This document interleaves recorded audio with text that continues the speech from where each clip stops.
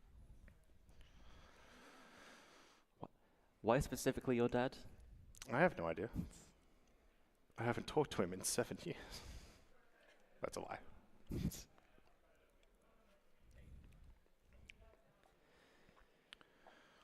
So, after this round, we will be watching whoever is the winner is going to be fighting Shadow Moses again, which, honestly, after the fact that Shadow Moses got double 2-0s is incredibly intimidating.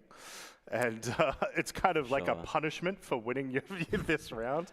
But I'm hoping we can see Shadow Moses lose a couple of rounds here and get us into a good game. Obviously, we still have this third round between Liberty's Reapers and Zap.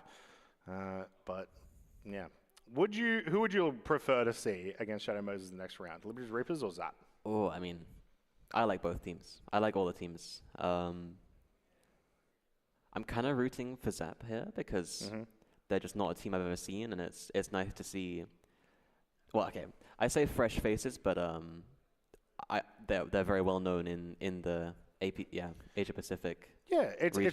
it's more. I think once again they have something to prove here. Yeah. And make a name for themselves, certainly in the US and the EU regions. Yeah, I mean this is the best thing about a LAN, right? Is we can have everyone from around the world competing in the same conditions. Exactly. What? All right. We're going to do our setup once again. We're going to do our handshake, make sure everyone's on the up and up. Then we're going to get to our 10-kilometer radius, and we're going to begin round number 3 of match 4. Yeah, once again, just the setup. We're about to finish round 3. So potentially we could see this same matchup after the next round as well. Yes. For the final knockout. Correct, yeah. These players have to fight each other quite a few times in this tournament.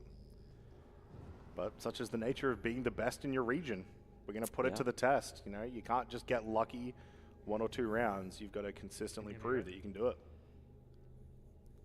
I think my favorite moment from this up until now for this entire tournament was the EU finals, where we had that insane, what was it, 10 match long? No, I think 9. I think we finished in the fourth match. 2, 1, go.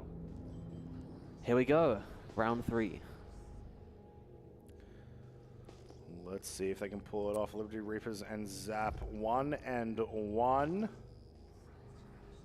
I'd love to see a much more aggressive start here. Yeah, I mean, it's only going 90 meters a second, so LR definitely playing it safe here.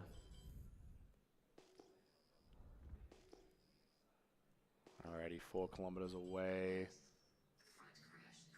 Do you think they're going to do primary target Vitania here? That is who has survived most of these encounters. Yeah, I mean, it's true, but there's also something to be said for the tankiness of the Talon. Of course. And here we go. Hyper getting a really good position on Gimmick there. Massive damage right off the bat. That was really good evasion 300 damage onto the blade. Huge start there. And barely punished, although I may have spoken too soon. Shield's almost down there as well. Yeah, Still Britannia going to try and get out here, I think. Gimmick coming back in before they have fully recharged everything. Will it pay off? I don't think it will. Oh, never mind. Looks like we're going to regroup here. Interesting. I thought they were going to try to punish there, especially with the shield so low, but going to regroup, come back around, play it a bit safer. Yep.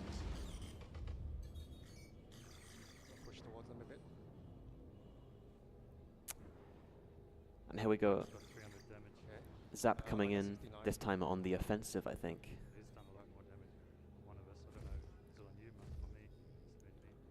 Let's get another big approach in. So far, an awesome fight, but really want to see a big punish in a trade. Yeah. More aggression. More aggression. Like seeing guns hit ships. That's what I'm about. Well, usually it's the guns hitting my ship. Here we go. Talon's sort of dueling. Oh, huge and there damage we go. on Vitania. A wing lost on Vitania. That's going to be it. That is a spinny boy. Heber is going to take down Vitania there. We're now in a 1v2 situation.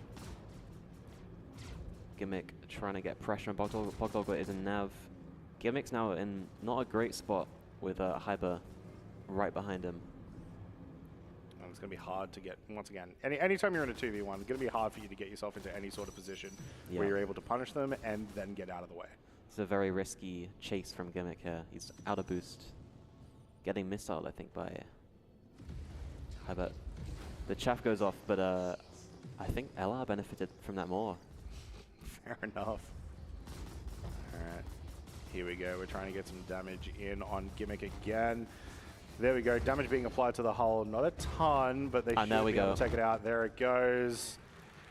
Heber takes down Gimmick, which means Liberty's Reapers will take that match 2-1. We are going to send you guys back to the desk. We've got a couple more rounds for you. We're going to see Shadow Moses in a second, and then we're going to see the elimination round. We'll be back soon.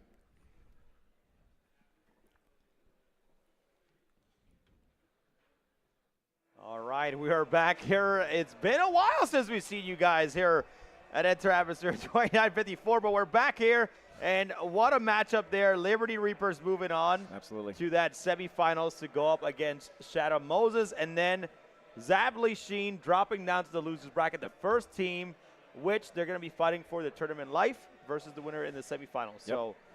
So this is it right here. We're getting towards towards the end a little bit, getting the matches going hopefully a little bit quicker here. I know there's some respawning issues with the map, but hopefully we get those resolved here shortly. But, I mean, saw Zably Sheen win that first match.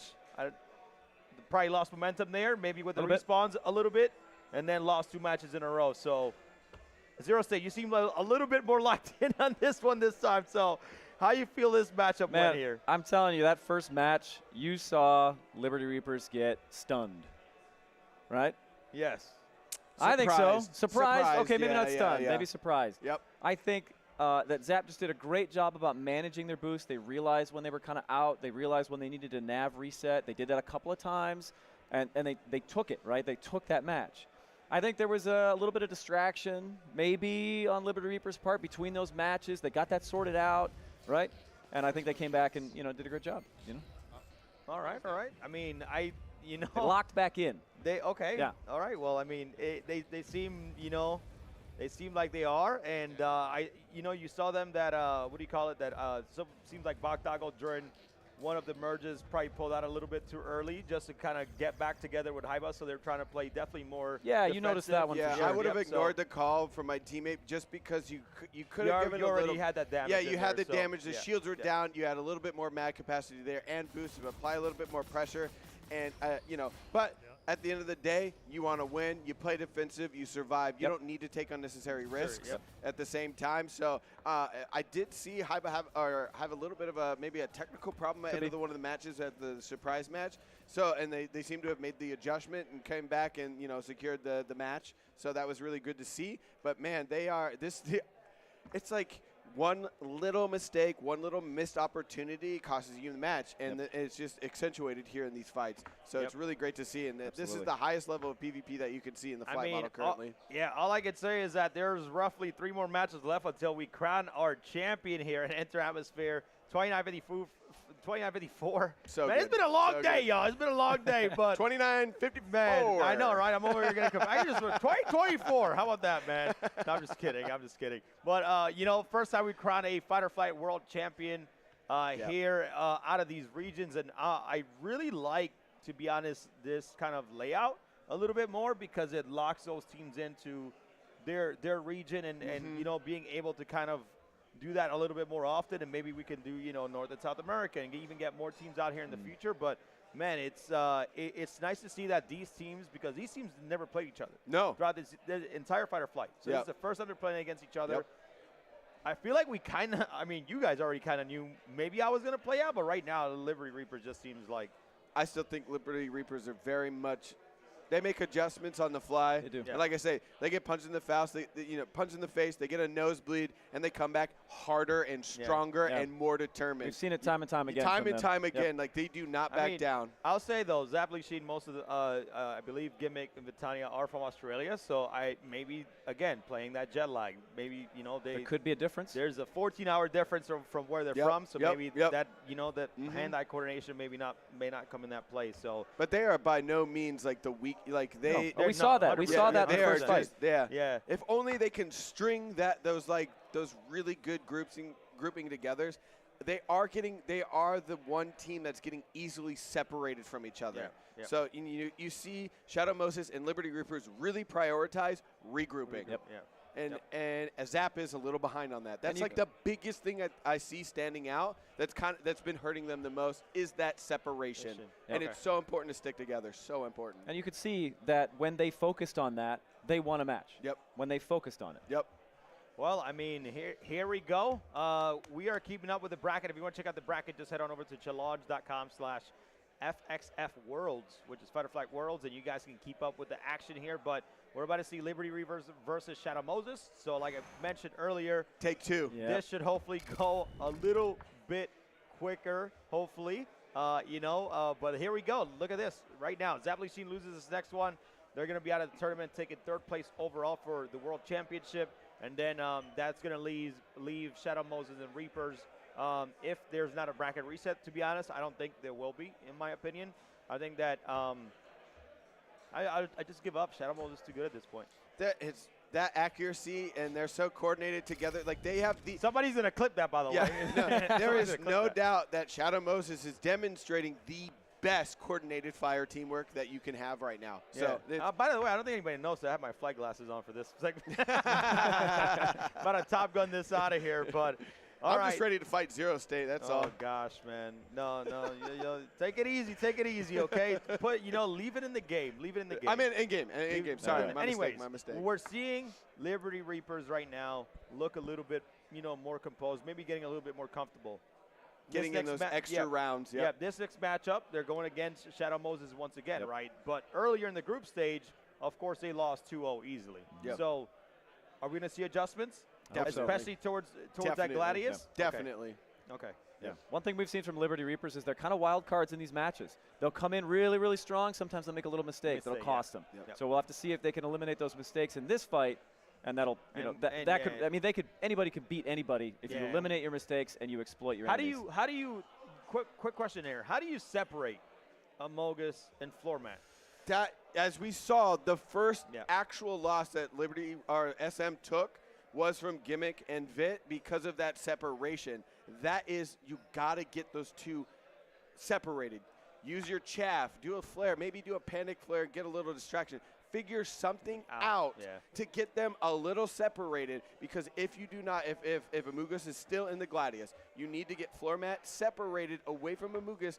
That blade can kill that Gladius very quickly with that DPS in a cross section with that juicy IHOP pancake with syrup on top. But floor mat is not going to give that up easily. I mean, trying to focus probably the Gladius and having him kind of, go into nav mode and run away, it'd probably be one of the best ways. But at the same time, you have floor mat just on your drilling you the whole time. It's terrifying. It's a surprisingly challenging matchup because if you focus the Gladius, you've got to deal with a blade.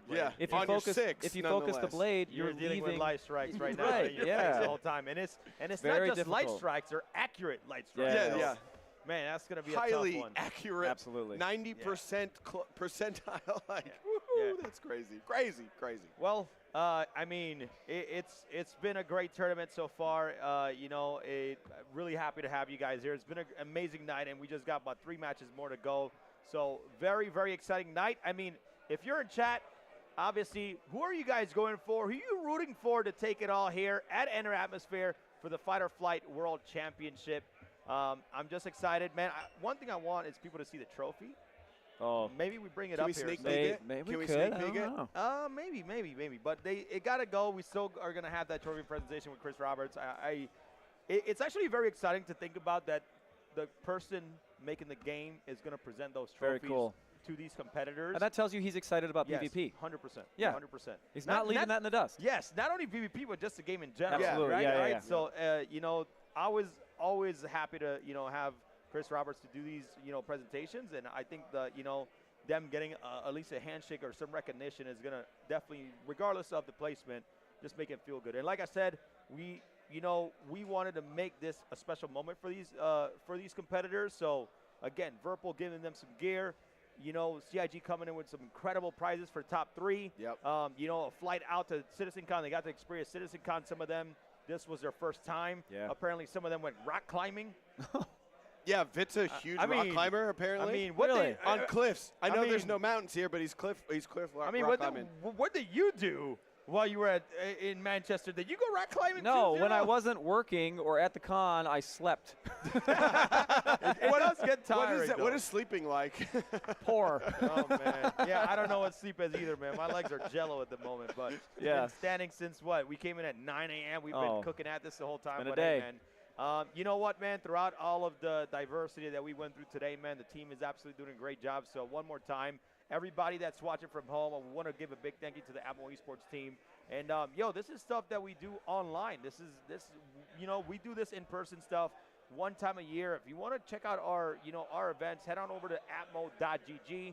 Our socials are all ATMO Esports. We have the Demo Rally coming up. Sign-ups are already open for that. We haven't really advertised it because we're concentrating on CitizenCon, but the Demo Rally is coming up. That's going to be massive, and it's going to be with server meshing. Hopefully. Hopefully. Whoa, 4.0 server meshing. So you're a bold man. Yeah. You're a bold man. That's a bold claim. Hey, man, I feel like we saw enough 4.0, during CitizenCon. 1.0 is right around the corner. So that's right. Hey, man, that's going to happen. So, but yeah. So they're gonna clip that. they're gonna clip that. Don't hold me to it, Chad. Don't hold me to it. Well, anyways, jump on over to discord.gg if you're interested in helping out the team. We do have, we're all volunteers here, to be honest. Like, everybody's probably looking at this production of the stage. They're like, man, how these guys, I'm saying? Like, look, we're all volunteers, man. We love what we do. We love the community. We just love being here, and we just want to bring you guys some high-level competition, man. This has been great, and it's all from the heart. Also, all a stepping stone, man. All a stepping stone. So thank you guys for joining me. But I believe, I think we're getting close to ready, but we can go ahead and throw it over to Kranzi and Xperia so they can kind of, Oh, sorry. We're going to be throwing it here to the stage now, so give it over to Kranzi. I got it, Chris. Hello, Manchester? Is that where we are? How are we doing, guys? CitizenCon 2954. Enter Atmosphere. Except it's more like Enter SPK. Indeed. So we have our next match coming up in a second. Shadow Moses and LR are back at it again. I think we might be looking at another spicy 2-0. It'll be interesting. Yeah, I mean, honestly, unexpected things have happened tonight. Yep. The Gladius being probably the biggest unexpected thing. We're just going to keep going back to that. It was such an interesting choice, and it was just so much of the meta felt like it was nothing but talons and blades. And even when we didn't see those, the substitute was a saber, right? Yeah. And we haven't seen that at all today. So Saber and Buccaneer were. Yeah, they were sort of the tertiary choices, right? So it was just interesting to see, and now it's nice to see it also do some stuff. So we'll see if we can pull it back here again as we get ready once more for this round as we swap everyone over. Now, the winner of this round will be moving towards the finals. The loser will be heading to losers round 1 and will be fighting against Zap Lei Shen again, and that's going to be our elimination round. So we are looking at 3 to 4 more rounds tonight for us to determine our winner. And it's looking like for the most part we are almost set up. Yeah, the setup has been, I think, the hardest part tonight, but the fights have been really good. Yeah, the display that these guys have put on for us, the show that they've put on for us, and just the sheer skill that we've gotten to witness today has been awesome. It is unfortunate that, you know, we're now moving into a different version of the flight model with all of the changes that we're going to be seeing to engineering, to components, just a lot of stuff changing, means that we're not going to see these exact fights again. But hopefully we get to still see some entertaining ones, both to do and watch. For sure. Hey, with engineering, maybe we need some ATMO multi-crew action. That's what I'd love to see. Some boarding actions, you know, disable some engines, disable some quantum drives. That's what I'd really be into. And it looks like we might have a successful launch pretty quickly. So we can reveal once again, Shadow Moses running it back. They've got the Gladius, they've got the Blade. Meanwhile, Liberty's Reapers, of course, with their Blade and Talon. Do we think the Gladius has it, or are we looking at another Talon and Blade win? Only time will tell. At that time, it's not right now, it is soon. I gotta say, I mean, the Gladius is just, it's one of my favorite ships. I'm so happy that it's doing well. I'm rooting for it. And I think it actually, I think my opinion's been tipped. I think it is actually really good now after seeing the way that they're doing it. It could actually honestly be the worst ship in the game, and it's just a Mogus being an absolute beast with it, and it would be so hard to tell, because just even then, the amount of skill that we've witnessed here has been crazy. So looks like we've already done our scans, looks like we're already heading to the corners of the arena. Let's get some hype up here in Aviva Studios. It's 10:20 p.m. Are we excited? 5, 4, 3, 2, 1, go. Remember, I am Gimmick. Alright, Gimmick. Let's do Here we this. go. Some target locks being acquired. Can always hear when the round starts because of how loud the Gladius is. Also helps on the audience yelling it out as well. All right, first encounter coming. Now, we also did see that there was a lot of targeting on Amogus in some of the later rounds there as well, just trying to focus them down. So we'll see if that happens here as we get into this first encounter. Yeah, I mean, focusing the Gladius does seem to be the play because of how fragile it is, but it is also hard to hit. Yeah, and as predicted, they are really going for it. Both Talon and Gladius are shields down at the moment. A huge first exchange there. Blades untouched. Amogus trying to get out in nav. What will Flormet's just getting back resources kind of far away in a chaff cloud. Looks like for the most part everyone's able to escape, although we can still see some blades coming in. Here we go. Yep. We're trying to get some big damage onto Gimmick. Shields at half. Are they going to be able to push it down? Chaff goes out. Looks like they will. Shield goes down. 25 damage. Can you make it more? Not so much. We're going to regroup again. Yep, look for Blade here. He's have on a missile. Yeah. Low. Just something to note that Flormet is playing, it seems, on Gimmick's name right now, so just to clear some confusion there. Ah, interesting.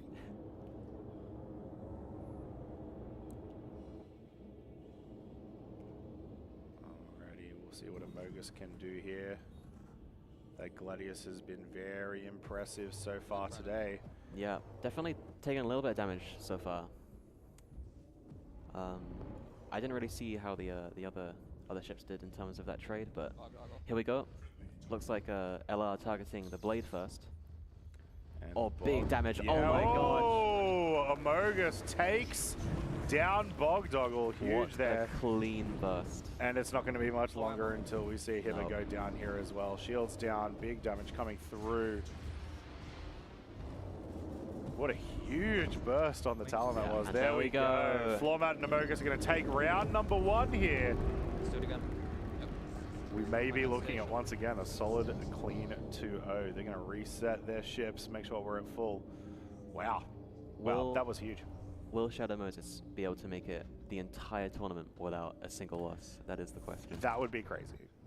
And something that I would very much want to see when we get to, you know, future fighter flights and we're putting down all of the achievements that we have from the teams, getting to see, oh, we went 5 years undefeated, no games, right? That'd be very cool. So hopefully we get to see something like that. Alternatively, hopefully we get to see Liberty's Reapers get something like, you know, loses bracket 5 times, then took down the whole thing. Yeah. That'd be an equally cool story. So going to be a hard one for them, though. This Gladius is proving to be a pest this weekend. Absolutely.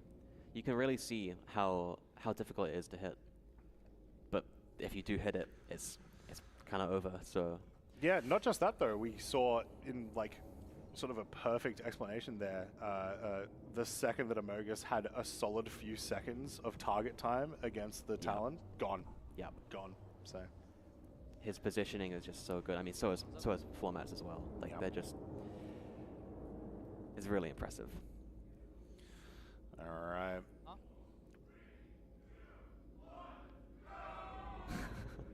Oh, Based on the crowd, I'm going to say that the round has started. Looks like. Did they know something we don't? Alrighty. Good luck, teams. We'll see how you go. Round number one. Round number two. Round number one went to Shadow Moses.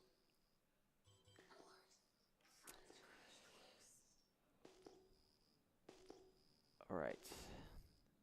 Moving in. Notably, quite a lot faster than previous rounds, I feel like. Very much so. So Also a lot skirting closer to the around. tower. Hyber looking at floor mat, but there targeting. We go. Ooh. Are we going to stay? There we go. See some damage onto this blade. A little bit of trading there, but shields go down first, and a little bit Quite of a lot of damage on floor mat there. Floor mat. Oh, still damage being Amogus is applied there. behind. Amogus with a massive amount of damage coming through. Floor mat getting some damage in there too. Lost the right wing. However, we have both blades taking a fair amount of hull damage. And also big damage on Bogdoggle from Amogus. Big trades all around. Everyone except for Amogus has been damaged. Yeah. Ooh, I saw a missile hit there. Did you see that? I did see that. That is possibly the only missile that's hit the entire tournament, so could make all the difference here. Yeah. I mean, that wing's red. We both saw it. Yeah. Here we go, regrouping once again, but ooh, those are not particularly healthy ships. Amogus, completely blue ship. Here we go, we're going to see another approach here and possibly some damage onto Bog. This time Amogus kind of going in the front. Is that because Matt's damaged? I mean, I feel like you can push this pretty heavily. This is almost exactly what we saw before in the last round, except there was a lot more damage on the chorus of the wings. And here we go. Shields almost down. There's going to go the aim is just unparalleled. Oh, yo, that was awesome. Here we go. I think this is about to be an elimination on Bogdoggle. Oh, it's like one shot away. Oh. Unable to commit to that one, unfortunately, but that's okay. That's okay. We're going to switch targets. We're going to move around. Hyber's going to try and get out here as well. Unfortunately, Amogus just ran out of weapon capacity. I mean, every single one of these encounters is just excellent from Amogus. Absolutely. Right? So, it's a hard one, but we're still in a 2v2. We can't discount floor mat as well. Also we can't discount floor mat, but also keep in pilot. mind, floor mat does have that missing right wing. Right? True. So probably not able to be as aggressive as we've seen. We saw quite a lot of damage on floor mat early on in this fight, so I think they've chosen to play a bit safer and have that Gladius go in. Even if it's a less durable ship, it's perhaps in a more durable state than the blade. Here we go. You can see the much slower turn rate on the... Oh! Oh, that is a spinny boy. And Bogdoggle has lost a wing. Oh, I think this a wing for a wing. A wing for a wing, but I think that Amogus is probably going... Nope, never mind. We're able to get out of the way. That's a weird-looking Vandal ship we've got there from floor mat. We'll see what happens here. Some big damage obviously being applied there. Meanwhile, Bogdoggle and Hiba, they've had some breathing room. Yeah, I mean... Oh! There you go. Take that back as Amogus eliminates Bogdoggle 2v1. Huge damage onto Hiba. It's only a matter of time before they're able to close this one out. There it goes. That is going to be another 2-0 for Shadow Moses, putting them into the finals round and meaning we are again going to see Liberty's Reapers against Zap Elation for the elimination. Wow. We're going to throw it back to the desk.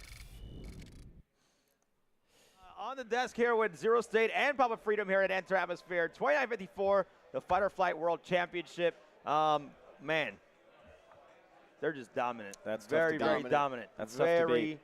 Very dominant. I mean, we saw Floor Mat lose some wings, but that's the whole pace of it. So, I mean, we talked about this so much times throughout the night, but what are they just doing different?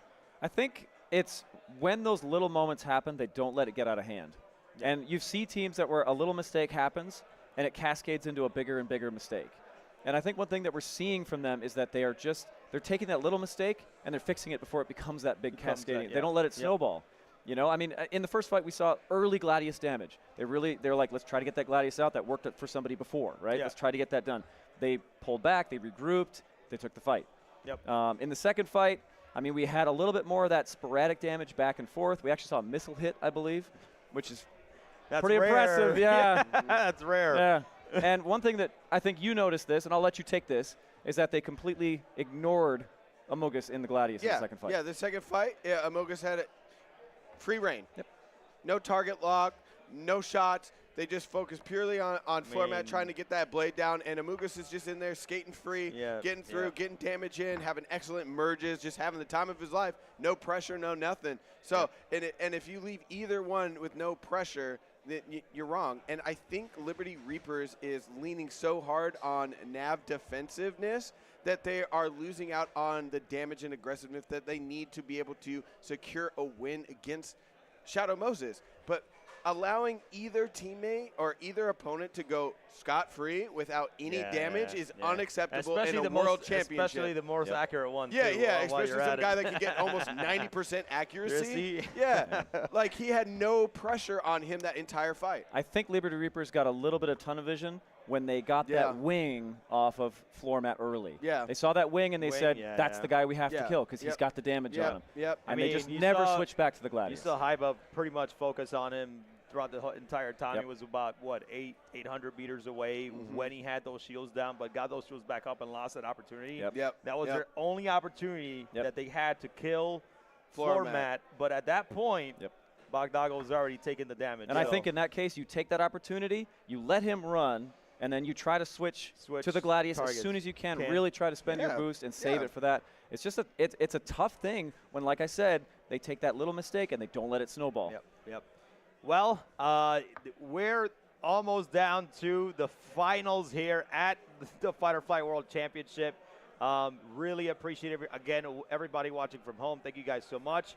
We are going to take another small break and hopefully bring you very quickly one of the last matchups for one of these teams here today at the Fight or Flight World Championships here at Enter Atmosphere 2954. I hope you guys are enjoying the show. We'll be right back. Racing is in our blood. We are ATMO Esports. We're built for this. Are you? Visit atmo.gg to learn more.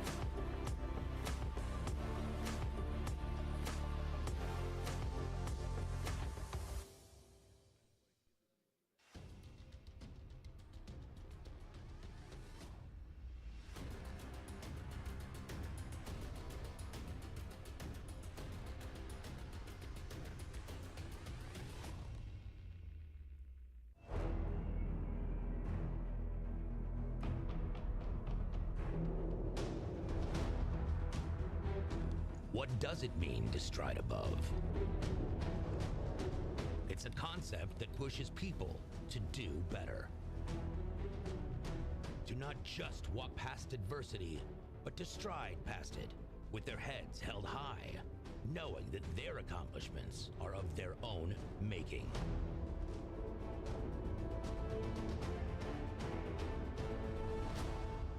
That goal will serve to organize and measure the best, not because they are easy, but because they are hard. Strider 1-1 Overlord, confirmed threat is bandit, cleared, weapons hot. Overlord Strider 1-1, threat confirmed bandit, engaging. Take flight with hundreds of other players as we band together to create another chapter in Star Citizen history and work to shield the filthiest race in the verse, the Daymar Rally. With changes to the combat systems and core changes to Star Citizen overall, the challenge to secure the Daymar Rally has never been bigger. They got 1 minute. They have 1 minute. Goes, checkpoint complete. Distance was 425 kilometers. Sign up now and rise to the challenge. Join us and learn what it means to stride above.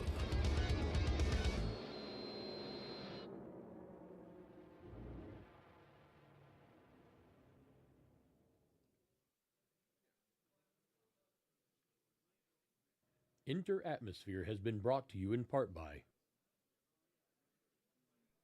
Tobii Gaming. Unlock the next level of immersion in Star Citizen with the Tobii Eye Tracker 5. Monstertech. Transform your gaming experience with innovative, high-quality simulation equipment designed to enhance performance and immerse you in every virtual adventure. Icon City.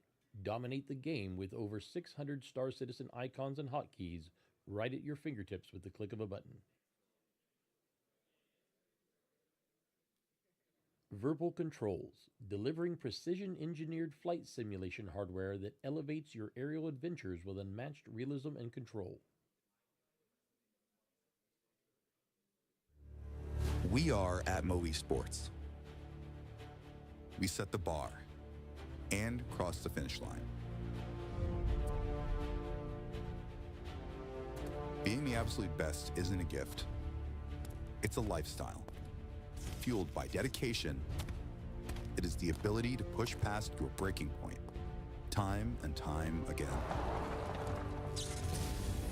That is why we're here.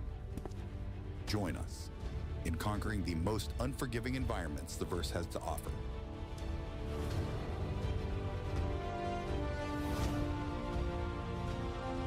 Unite under our banner to become what you were meant to be.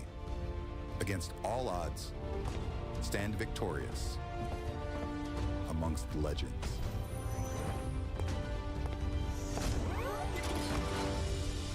Citizens from across the known systems, from all walks of life, across the criminal spectrum, the fiercest competitors will compete in the most remote locations. Only determination, your trusted craft, and luck can carry your team across the finish line in one piece. Become a champion.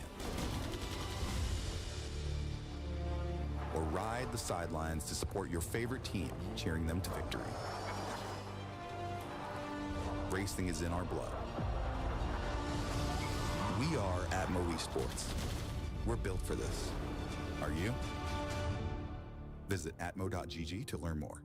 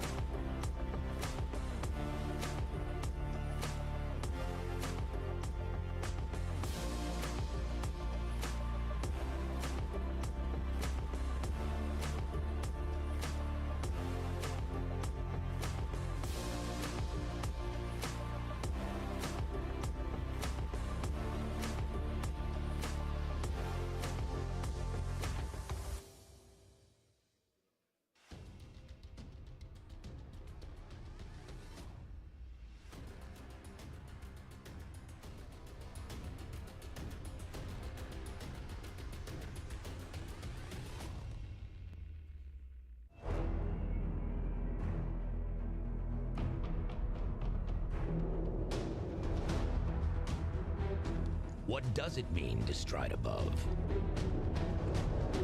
It's a concept that pushes people to do better. To not just walk past adversity, but to stride past it with their heads held high, knowing that their accomplishments are of their own making.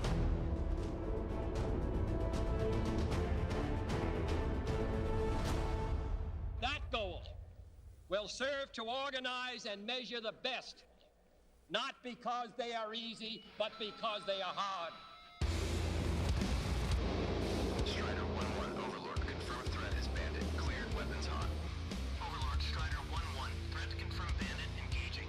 Take flight with hundreds of other players as we band together to create another chapter in Star Citizen history and work to shield the filthiest race in the verse, the Daymar Rally. With changes to the combat systems and core changes to Star Citizen overall, the challenge to secure the Daymar Rally has never been bigger. They got 1 minute. They have 1 minute. Goals, checkpoint complete. Distance was 425 kilometers. Sign up now and rise to the challenge. Join us and learn what it means to stride above.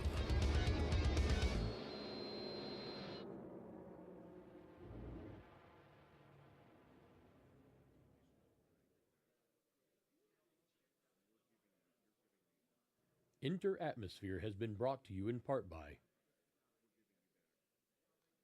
Tobii Gaming. Unlock the next level of immersion in Star Citizen with the Tobii Eye Tracker 5. Monstertech. Transform your gaming experience with innovative, high-quality simulation equipment designed to enhance performance and immerse you in every virtual adventure. Icon City. Dominate the game with over 600 Star Citizen icons and hotkeys right at your fingertips with the click of a button. Verbal Controls, delivering precision-engineered flight simulation hardware that elevates your aerial adventures with unmatched realism and control. We are ATMO Esports. We set the bar and cross the finish line. Being the absolute best isn't a gift. It's a lifestyle. Fueled by dedication, it is the ability to push past your breaking point, time and time again. That is why we're here. Join us in conquering the most unforgiving environments the verse has to offer.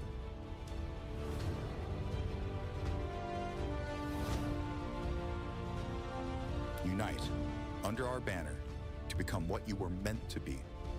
Against all odds, stand victorious amongst the legends.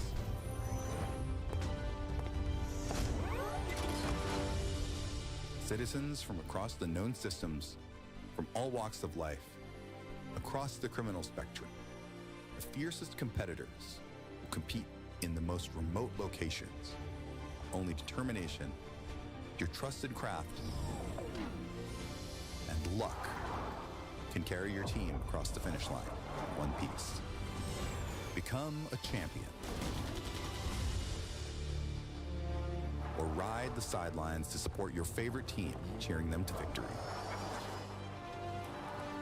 Racing is in our blood. We are ATMO Esports. We're built for this. Are you?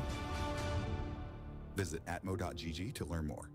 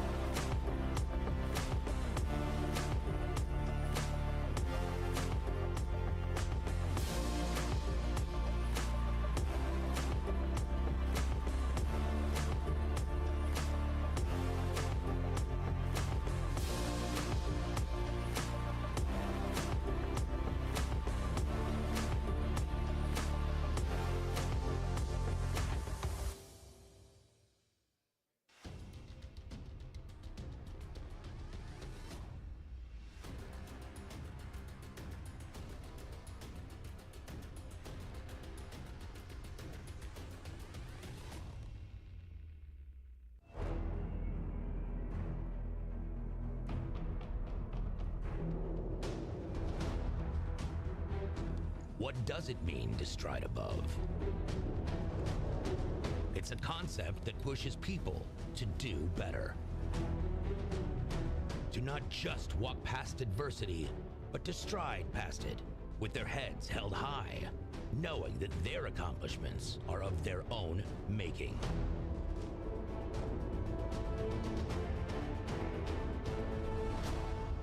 That goal will serve to organize and measure the best, not because they are easy, but because they are hard. Strider 1-1 Overlord, confirmed threat is bandit, cleared, weapons hot. Overlord Strider 1-1, threat confirmed bandit, engaging. Take flight with hundreds of other players as we band together to create another chapter in Star Citizen history and work to shield the filthiest race in the verse, the Daymar Rally. With changes to the combat systems and core changes to Star Citizen overall, the challenge to secure the Daymar Rally has never been bigger. They got 1 minute. They have 1 minute. Goals, checkpoint complete. Distance was 425 kilometers. Sign up now and rise to the challenge. Join us and learn what it means to stride above.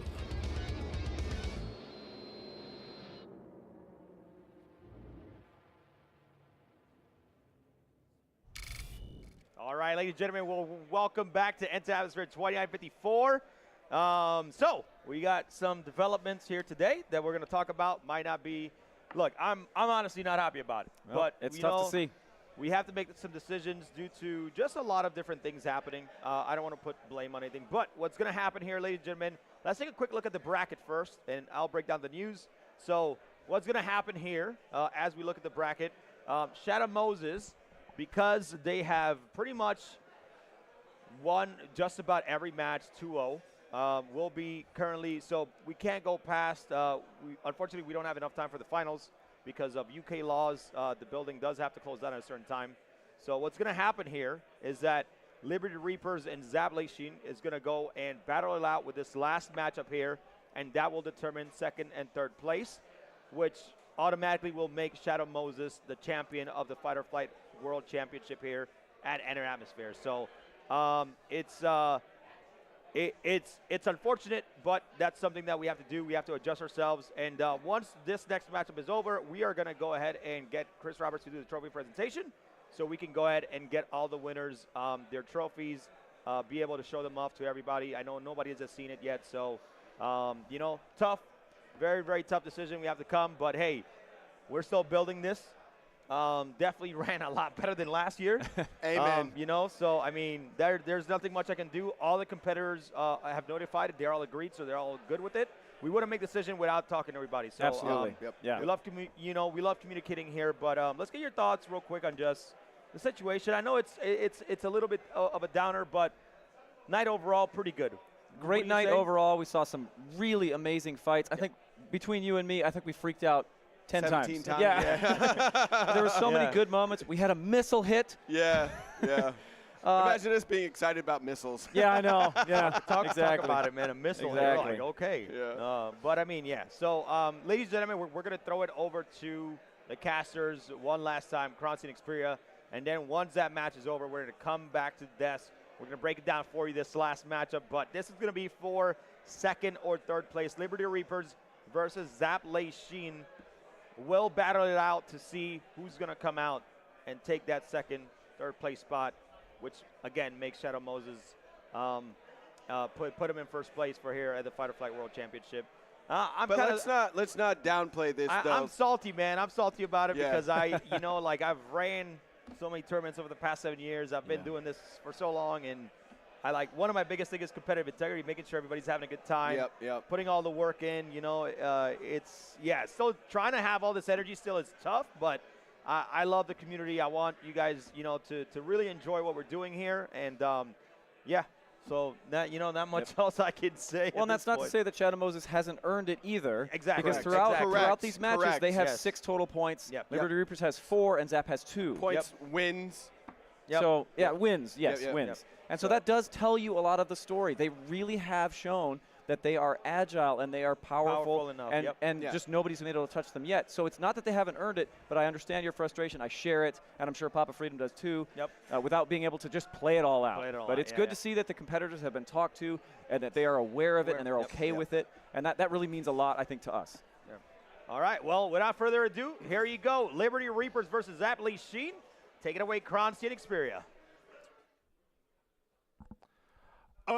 07 Star Citizens, and welcome to Answer the Wait, no, that's the wrong one. It is CitizenCon 2954, and of course we did just get that bad news, but you know what that means, Xperia?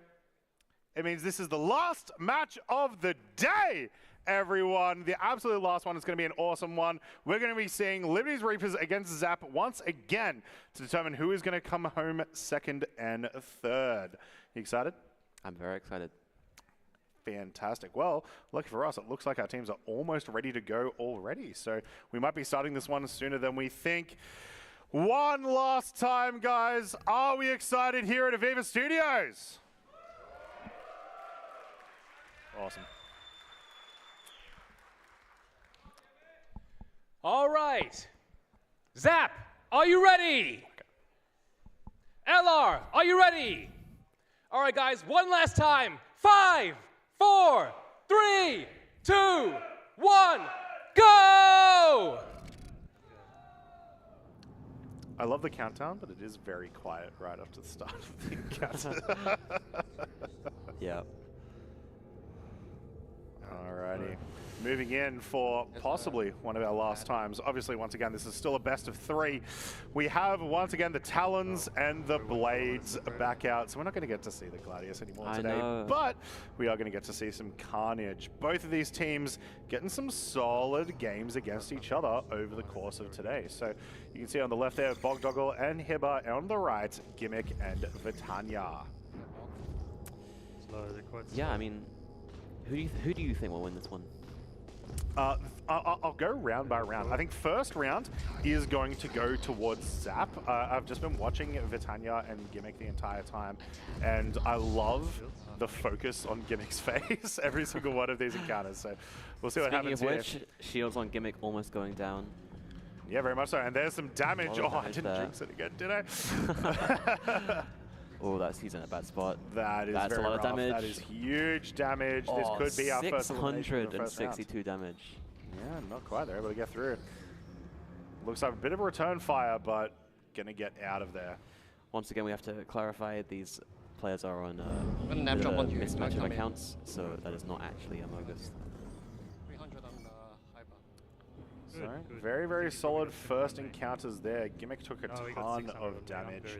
There was a little bit of fire coming back at Hibba, but obviously not quite as much as we saw there.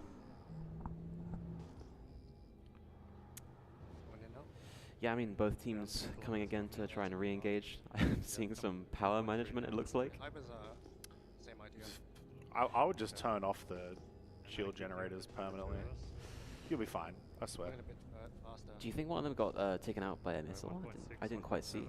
I've not seen that tonight. Possibly. I didn't see that either, but it'd be interesting to get some clarification later, possibly. All right, looks like we're going to be heading back in towards another engagement here. We're getting some missile lock-ons, and then I imagine we're going to see a proper engagement moments later. Here we go. Looks like we're looking at Bogdoggle trying to take down this Talon. Yep, both Talons right now. juking it out. Hyper's still hanging back. With Hyper a little bit further behind. Still at distance though. No, here we go. Thought they were going to get in a little bit earlier, but now we're into it. Talon on Talon. Bogdoggle's shield's almost down. Gonna get the chaff out. Gonna get caught once again. Shields go down. Damage being applied. Will we see a wing pop off? Not quite yet. Bogdoggle is hard focusing on trying to get good damage trade. I don't think it was worth it. You don't think it was worth it? Interesting. No, I don't think it was worth it. That's no, okay. It's been a long day, ladies and gentlemen. Very much in our favor. It really has. Good trade. Alrighty, we're going to regroup once again. So once again, a lot more of a safer first round here before we move into the slogs. So they charged at you. Yeah. So I wonder what Hyper's going to do because the shield generators seem to be destroyed. Do seem to be down. We're going to see another push back in here. They went very far away from each other this time. Yeah, this is slow down a bit. almost going to the boundaries, which are pretty hard to get to on SPK. Yeah, 11 kilometers. Kilometers from, yeah. That is far. I think I found Hyber's issue. His shields are on standby mode. Interesting. Gonna slow down. Yeah, I think they want us to come to them. Alright, still just taking a bit of time before we get into this re-engagement here. Obviously, Hyber not super keen to get back into it right this second. Nope. I guess he's just dealing with his shields being off. Yeah, it's going to have to be forced at some point. You might get lucky. You might be able to get a solid burst in, and you know, we're getting some shots in here now. So we can see some big damage coming into the Talon. Shields get hit a fair bit. There we go. Ooh, that's a lot nice more. maneuvering there. Oh, struggling to find. Oh, there we go. Gimmick and Amogus No. crashed into each other. No, it's Gimmick. Sorry, Gimmick and Vitania Yep. with a collision. What a round. No.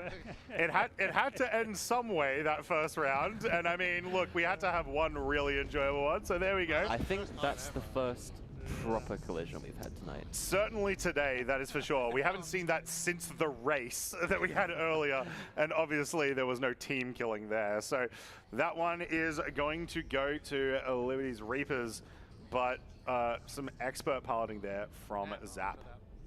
Absolutely. So we're going to get a quick reset here for the best of three. 1-0 at the moment. Can they make it a third round? I'm kind of hoping they do. As a reminder, this is our last round that we are doing today. Shadow Moses have won the tournament. Congratulations, guys. You deserve it. 2-0ing every single round they participated in today. And completely undefeated in the preliminaries. Yep, completely undefeated. Yeah, so an absolute clean sweep across the entire tournament. And now it's all about who's going to follow them up and then hopefully try to beat them next year. Yeah. And yeah. So this is potentially our last round. Could be. If Liberty Reapers are able to take this one, it'll give them the 2-0 and give them the second place prize. I gotta say, these two teams are quite close, I think. They have been. Like I said, they've been in some very, very solid rounds over the course of... this is what the third time that they've fought against each other today. And there have been some very close fights throughout the entire tournament. So there's certainly still either team's game. I mean, last round was decided by a team collision, right? It was a very unique ending, so... Looks like we're getting some in-game chat there as well.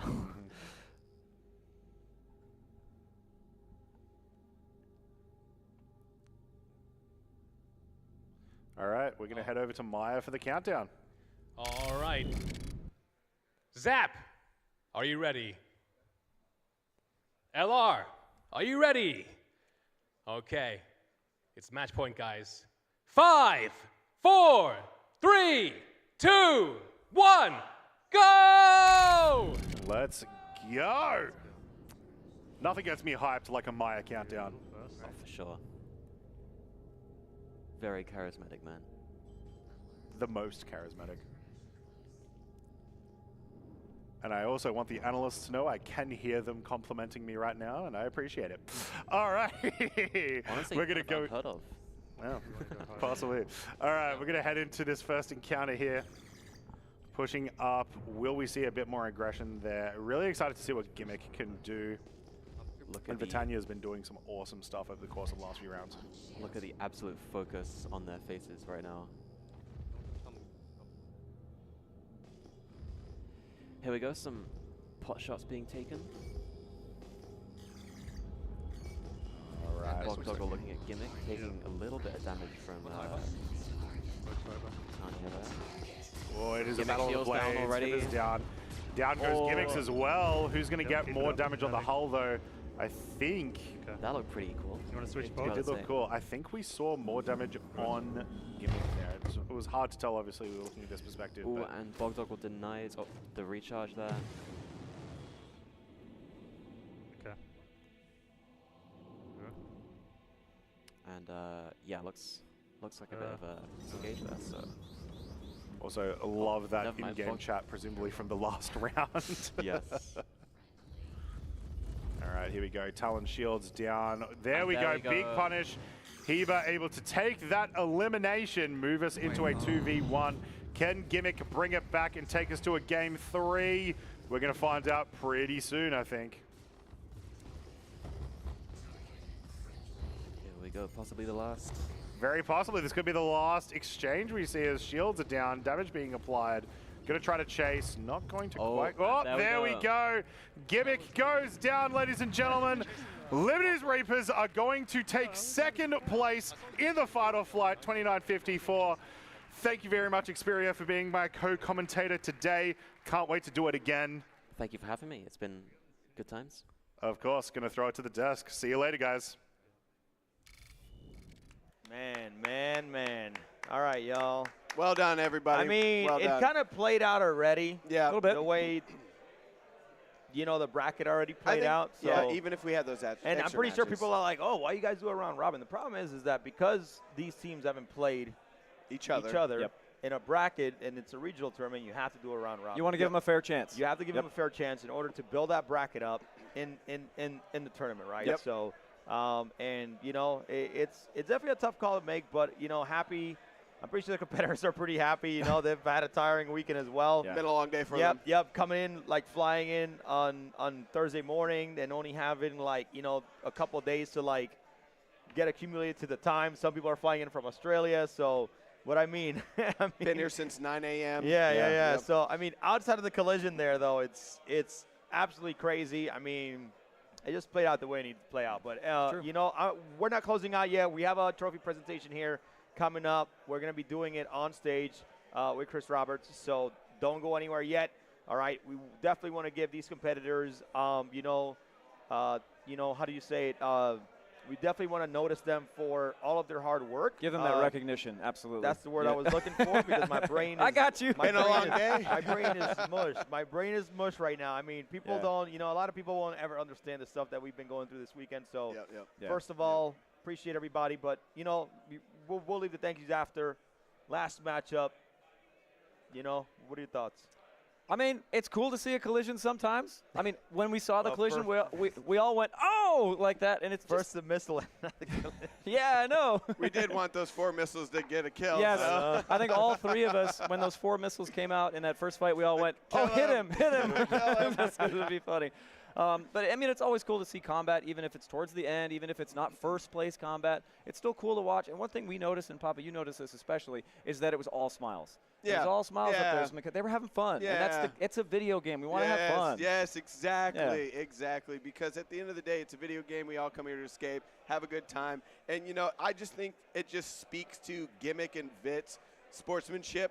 It's a collision. You have 1 or 2 decisions when you have a collision. You can get pissed, go down a hill, or you could just laugh it off. It's bad communication. Or something happens. So when you laugh that off and you have a great time, that just shows incredible sportsmanship. And even Haiba and Bog were having smiles.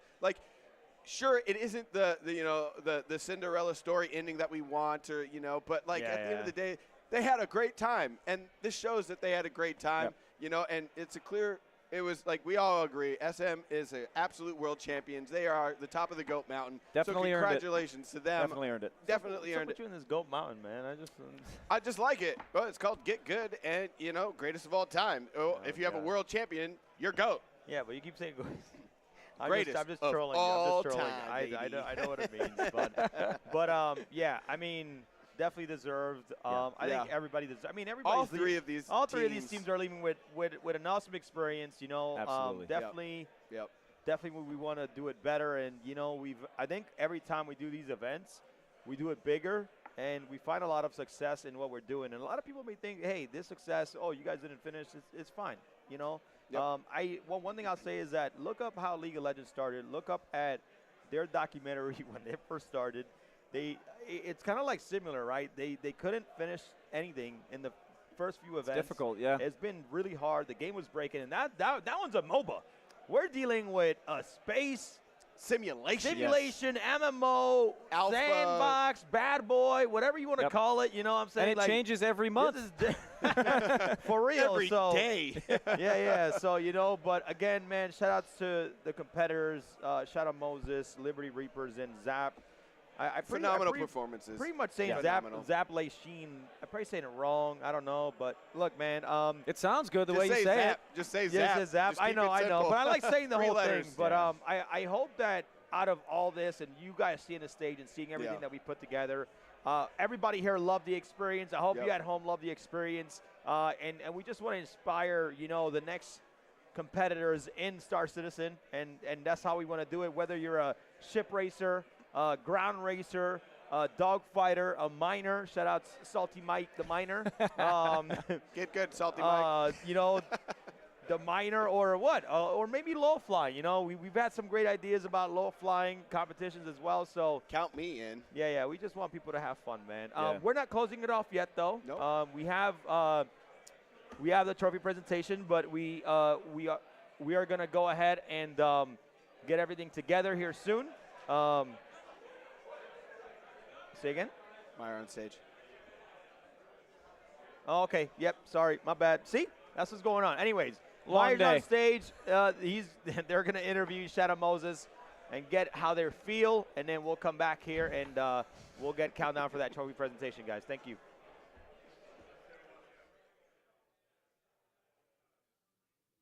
All right, guys. It's that time. It's the moment you've been waiting for. It's time to crown our Fight or Flight World Champions. It's Shadow Moses.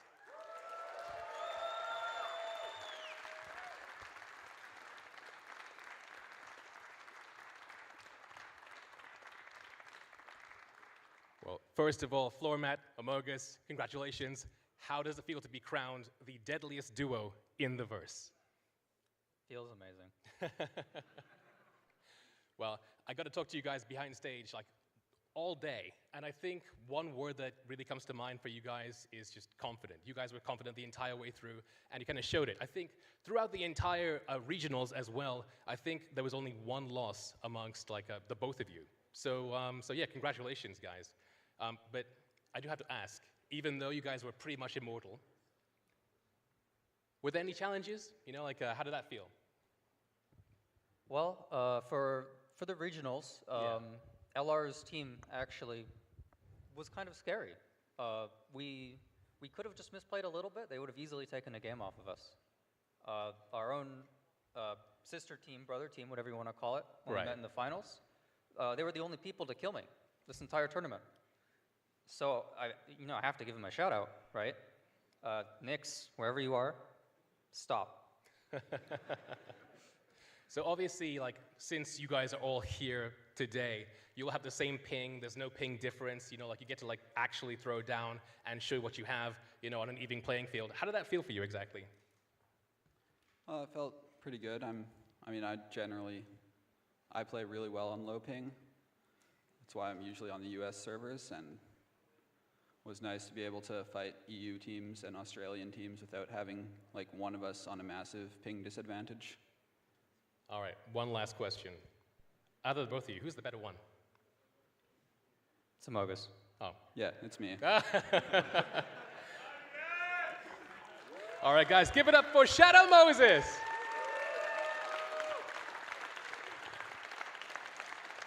You guys can head back to the backstage. Thank you.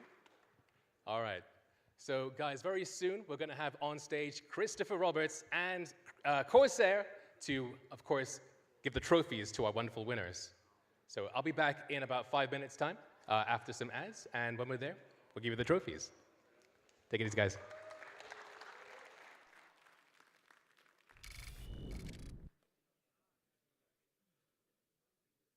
Inter-Atmosphere has been brought to you in part by Tobii Gaming. Unlock the next level of immersion in Star Citizen with the Tobii Eye Tracker 5.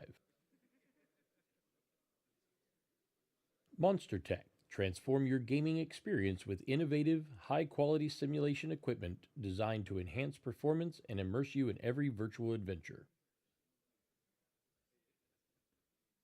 Icon City.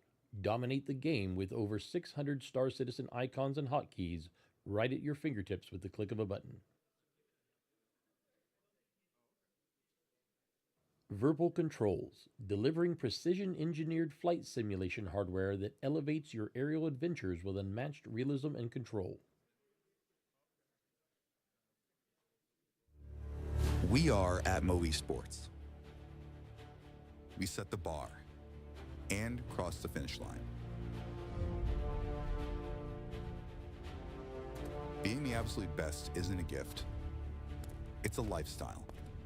Fueled by dedication, it is the ability to push past your breaking point, time and time again. That is why we're here. Join us in conquering the most unforgiving environments the verse has to offer.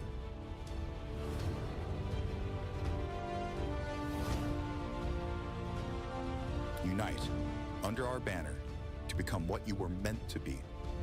Against all odds, stand victorious amongst the legends.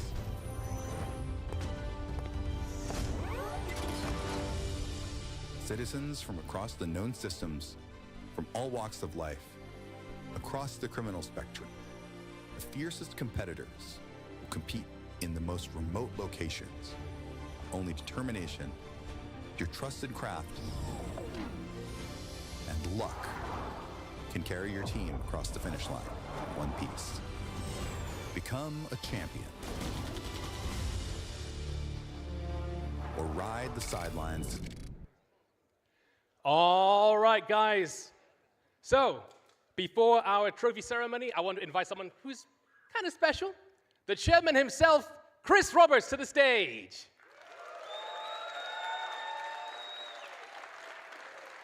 Can I go around the front here? Avoid the trip hazard.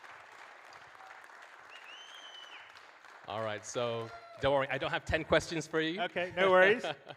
However, do you have any words you'd like to say to the folk here or people at home?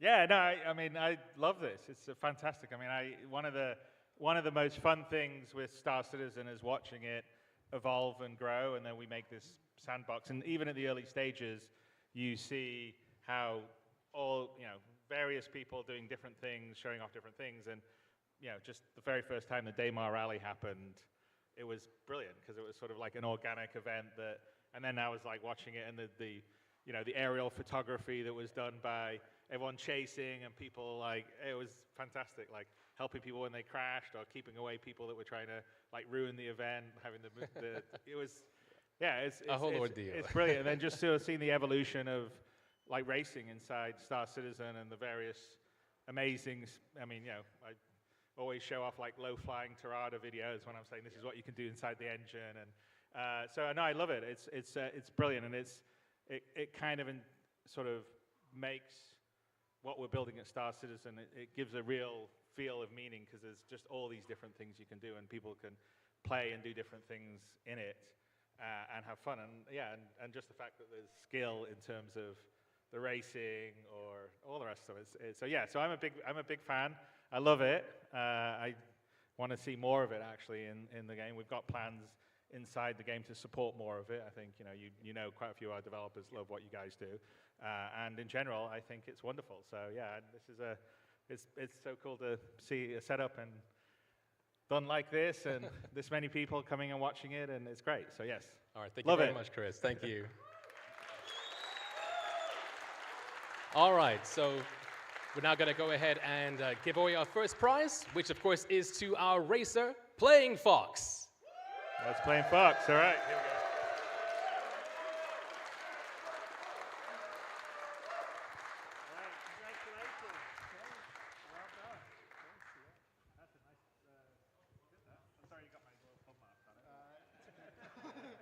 I put mine to them. Thanks, man. Thank you very much. Thanks for inviting.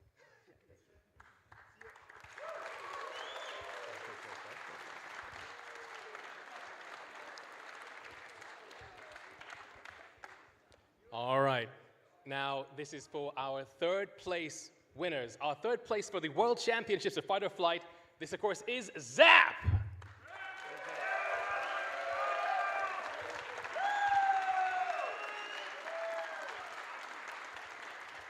Gimmick and Vitania.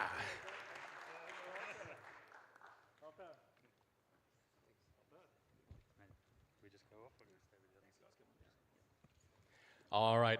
Then, of course, in second place is Liberty's Reapers. Come on over, Hyper and Bogdoggle.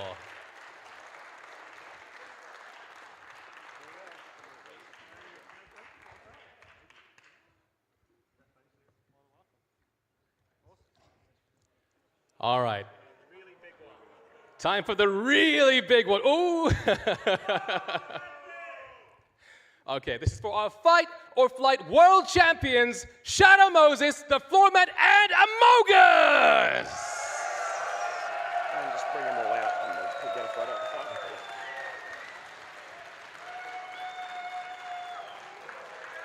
Get them to stay next to you.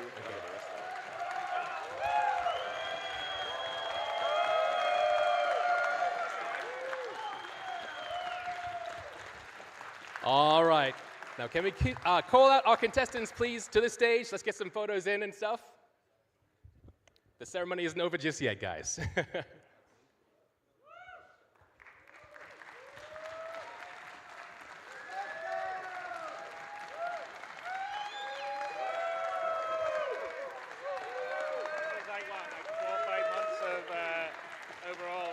You guys were doing like different heats in the different areas and stuff like that?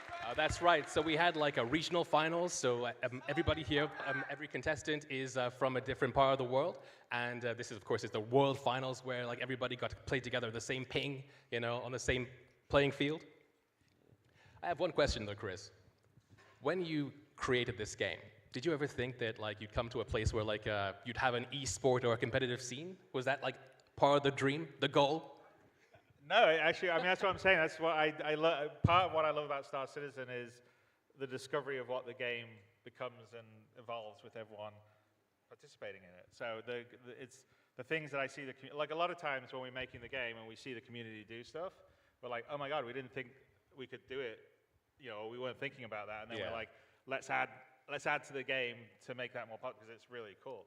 So yeah, I didn't, when I was first making the game, I was thinking I would be like freelancer and it would be a bit more contained, so I certainly wasn't going to have fully realized planets and all that, but you know that came along the way and it opened up a lot more things. So yeah, and it's like I said, I think it's amazing. Awesome. Well, thank you so much, Chris. Guys, give it up for these guys for making Star Citizen history! Yeah, congratulations, guys. Well done.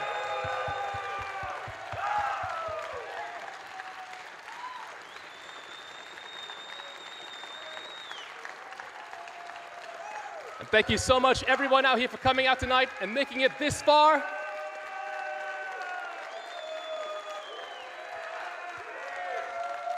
You all held the line again.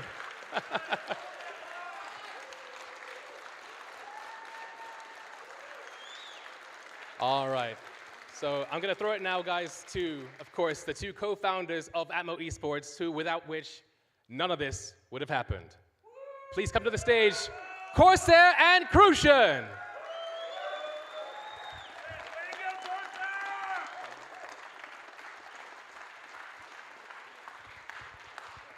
I got it, Chris. Sorry, guys. Corsair is a little bit, he has no voice, but Chris, thank you so much for doing the trophy. We want to get everybody from ATMO Esports production, if you guys can come up. If you come over here so we can take a photo. Anybody that was a part of ATMO Esports, please come up here. Casters, stage managers, everybody. I just want to say thank you, guys. I'm so tired. I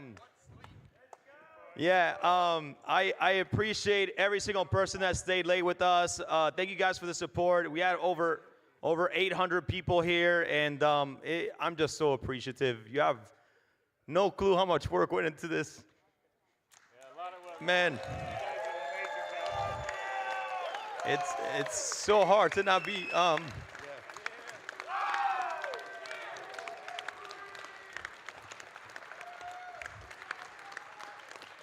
Thank you, guys. Crucian Gaming, Corsair, and the entire ATMO team, guys, make some noise.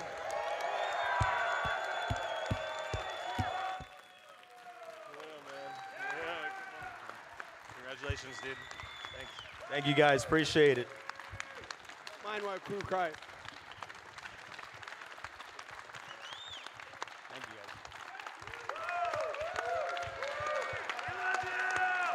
See you next year.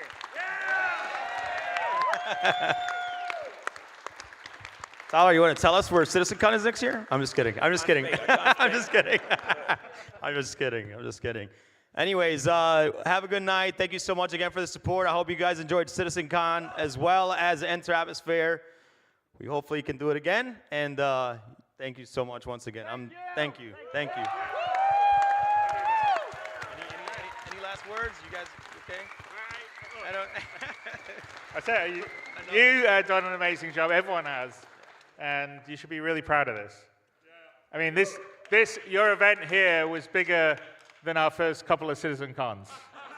So yeah, it's very impressive. So yes, congratulations, and it's also just everyone competing through the world and down here. It's like it's something really special. It's great. So well done. Congratulations.